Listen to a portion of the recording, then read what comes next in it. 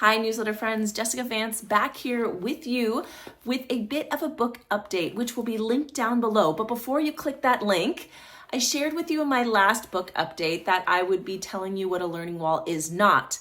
And after just jumping off of a session with a group of middle school educators talking about the tenets of building a learning wall, I thought this was a perfect time for me to share 4 of the things that a learning wall is not. There are more, of course, in the publication, and I write and share different examples of what this looks like, and of course, what it doesn't look like.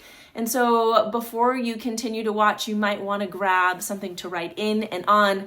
And as I share this really brief list with you, I want you to consider this an open-ended checklist. Now, of course, just like any type of vertical or authentic documentation, it's really how we're using the artifacts and the evidence, not necessarily always the artifacts themselves.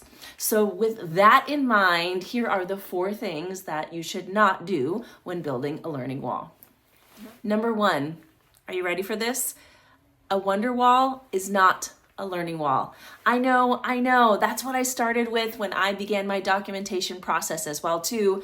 And a wonder wall is one noted. A wonder wall only tells part of the story of the learning journey. Now, a wonder wall is part of, or could be part of, a learning wall, but if you only have a wonder wall, that is definitely different than a wonder wall. Really, we want to have a rich collection of evidence that shows the different parts and processes as it relates to learning. And so consider how you might include or utilize and leverage your wonder wall to be able to show the process of learning as the unit unfolds.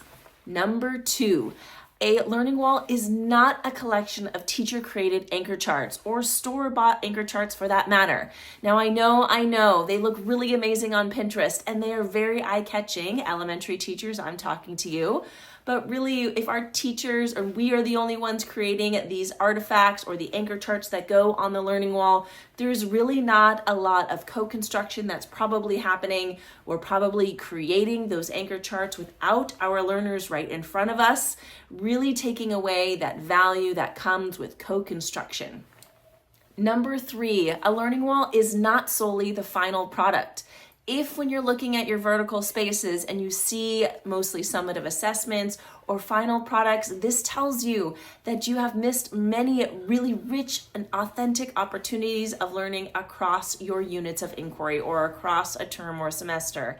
Now, we don't want to only have that final product or that summative assessment on display because we want our learners to love learning just as much as we do as educators. We want them to see the value in perfection, them to see the value in making those mistakes, because it's through those mistakes or it's through those authentic artifacts that we're able to reflect and revise and learn from those experiences. And number 4, and this one probably is the most important here and what differentiates displays and learning walls, is that learning walls are not static. They are not static or stale, and they are really reflective of the active learning that's happening within our classroom or perhaps our learning communities. This means that we are moving evidence from one location to another so that way our learners can access it, or at least it piques their interest. It also means that not everything up on the learning wall needs to stay up there for the entire learning journey. We might find ourselves, or our scholars might find themselves, really overwhelmed by the amount of artifacts and evidence. So we take those down and edit and revise and remove artifacts in order to be able to enhance and showcase and support our learners through the process of retrieval.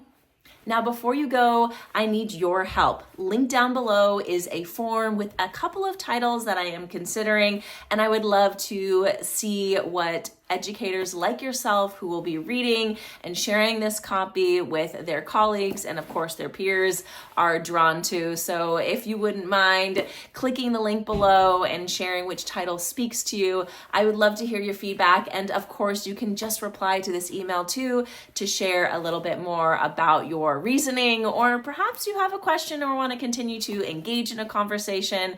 So until next time, I do hope that short little list gives you something to reflect on as you start a new week or you pull up a chair to your vertical space. Talk to you soon, friends.